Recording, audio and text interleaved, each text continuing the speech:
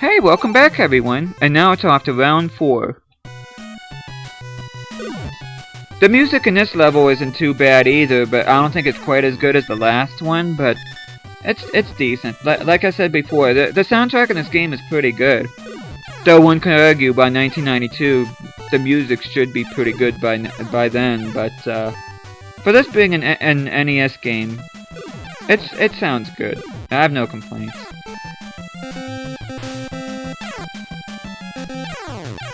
I can just imagine what this game would have sounded like on a Super Nintendo. Which I'm trying to think if they did make a game this on Super Nintendo. I don't think they did, which is a shame because I think it would have looked pretty good. I don't know, I have to do research on that. I'm pretty sure this game was not made for the Super Nintendo. As you can see here, this is like a tropical round right here, where you're like on a tropical island.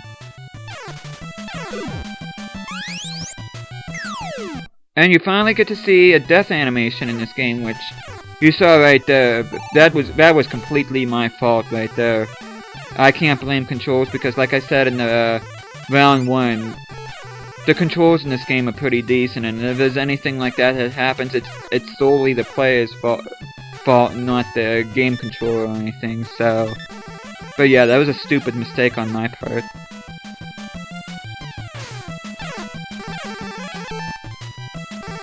But like I said before, this game is forgiving, so it really shouldn't take me a whole lot of time to get my power-ups again.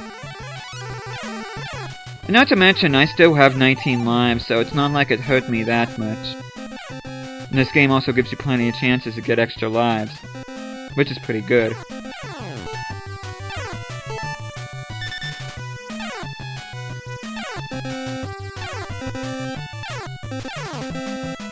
I have to admit, I rather like the level design in this round. You know, it's not just like the typical tropical island, but there was also that part there that I just went through, which was rather unique.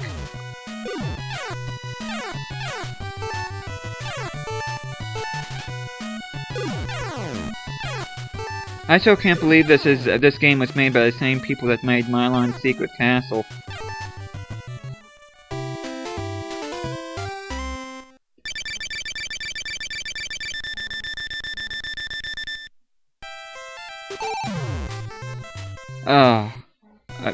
Now, if I do have a complaint about this game, it's these levels right here, because, in my honest opinion, I think they last way too long. As you'll see here, of course you probably saw the length of my video, and it's like about 9 minutes or so. This is a big reason why, because these water levels where you're the paddle boats and the dolphin, I think they're unnecessarily long. And they get rather boring after a while, and it's just a matter of just wanting to get out of this stage. As I got to a point here, I got so far in this level, I'm like, you know what? I just want to beat this level because I got sick of it after a while. And this is one of the few times in the game where the time limit really becomes a factor, because for this being a long level, you will get to feel a little bit of pressure based on time, but yeah, it's not a real big complaint, but at the same time though, even when I played this as a kid, it was something that bothered me about it, so... Oh, by the way, there's no other upgrades other than the dolphin. You're either a paddle boat or a dolphin. There's no third phase or anything like that, so... which I kinda can't complain about in a way, because it adds a challenge. Because if you're a dolphin, that just gives Felix one hit before he dies. So as far as the challenge factor, I do have to give this level props on that. But yeah, I just feel this is unnecessarily lengthy of a level. As you see right here, I was contemplating whether or not to grab those Felix heads, but I think this was a point where I said to myself, you know what, I'm not even gonna bother, I just want to get the heck out of this stage.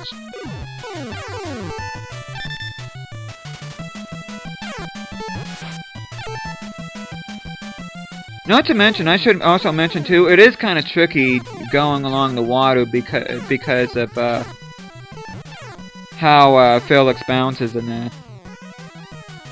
Which I have to say, it's one of those cases in which you have to actually play this game yourself to figure out just how tricky it is to actually travel in the water. But because I can't really describe, it's like the physics of it are off. I know a lot of people complain about the physics in underwater levels of Mario games, but I think this level alone is worse than any underwater level that I've played in a Mario game.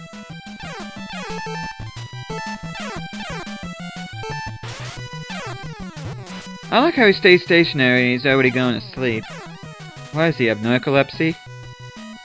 Look at that, I just stopped for like a split second, he's already asleep. Wow, he needs to go to the doctor for that.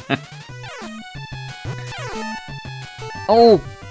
I missed a few power-up opportunities here, but...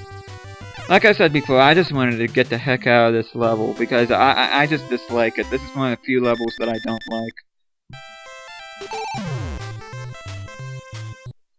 Speaking of underwater levels, here's one. Now, is it just me, or is the music to this level kinda unsettling?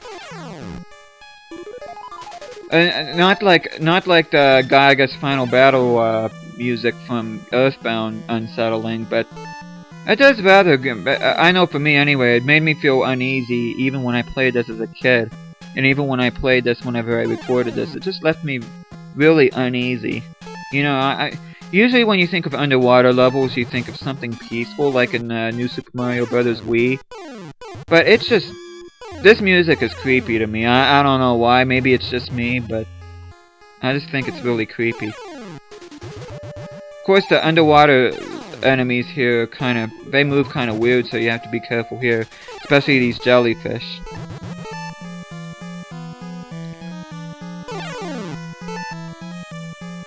It's an interesting power up there. You're riding on a turtle that burps bubbles. If that's not a bad case of indigestion, I don't know what it is.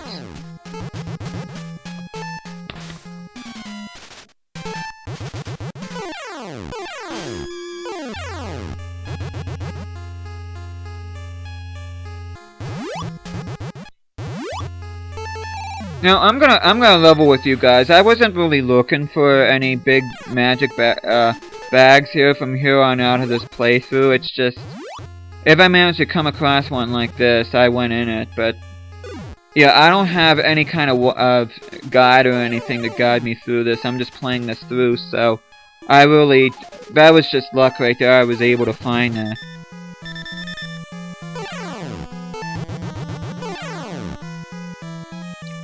Yeah, this certainly isn't a completionist run or anything like that, that's for sure.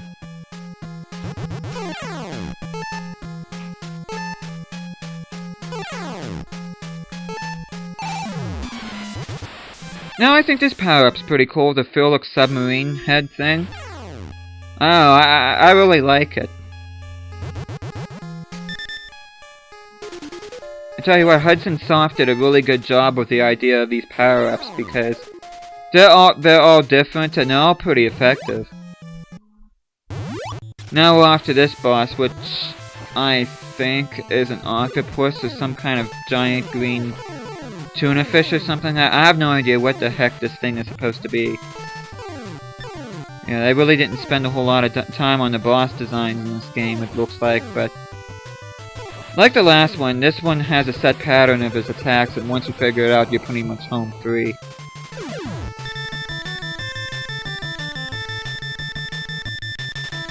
Shouldn't be too hard. You shouldn't lose too many lives on there. Of course, creepy music to end the stage. And that's it for this one, so thank you for watching, and tune in next time for round 5.